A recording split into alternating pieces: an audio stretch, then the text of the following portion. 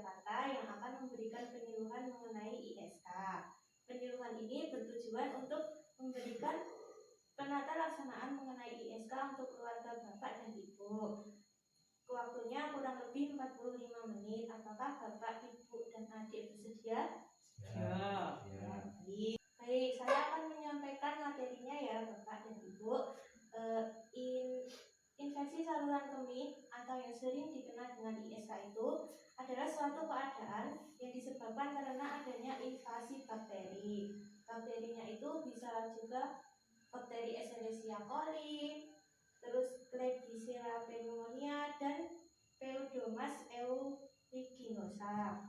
Infeksi saluran kemih ini bisa mengenai pria maupun wanita di semua umur, baik di anak-anak, remaja, dewasa maupun usia lanjut. Kemudian ISK itu bisa ditandai dengan demam, terus menggigil, pusing, mual, muntah, dan juga nyeri di bagian suprapubik yang menyebar ke area pinggang. Juga frekuensi pengeluaran saat berkemih itu sedikit maupun sering. Kemudian ISK itu bisa disebabkan karena bakteri yang sudah saya jelaskan di awal tadi, misalnya bakteri Escherichia coli, kemudian Pseudomonas aeruginosa, Klebsiella pneumonia, dan juga disebabkan oleh prevalensi umum, misalnya nutrisi yang kurang baik, kemudian adanya hambatan pada saluran urin, menopause, bergonta-ganti pasangan,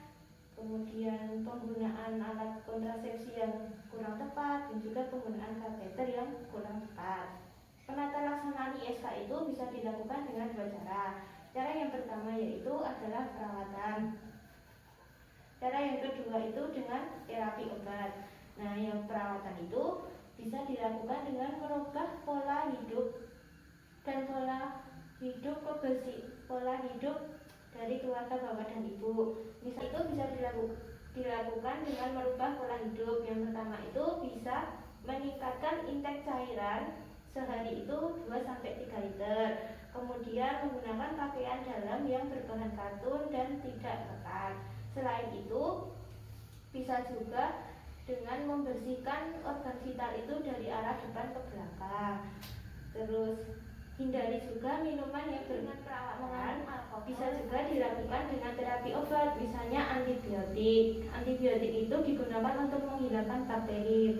Nah, di dalam obat antibiotik itu ada dua cara, yaitu dalam jangka pendek dan jangka panjang. Kemudian juga bisa menggunakan pengobatan profilaktik dosis rendah untuk komplikasi yang lebih lanjut.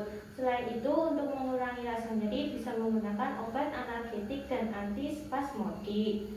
Nah, infeksi saluran kemih itu jika dibiarkan bisa mengalami komplikasi, yaitu bisa terkena gagal ginjal permanen yang tidak bisa diobati.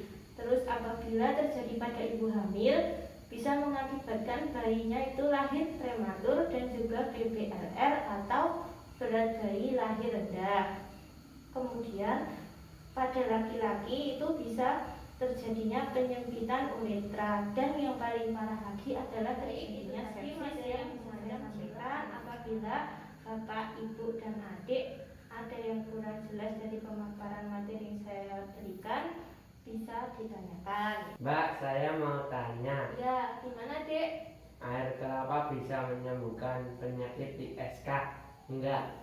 Oh, baik. Air kelapa itu bisa untuk mengurangi, tidak 100% untuk menyembuhkan ya. Bisa untuk mengurangi batu ginjal, menyembuhkan ISK itu bisa, tapi tidak valid karena belum ada penelitian yang membuktikan bahwa air kelapa itu bisa menyembuhkan ISK. Walaupun kandungan air kelapa itu antibakteri. Seperti itu ya Dek, apakah sudah jelas? Sudah. Ya. Makasih Mbak. Ya, sama-sama.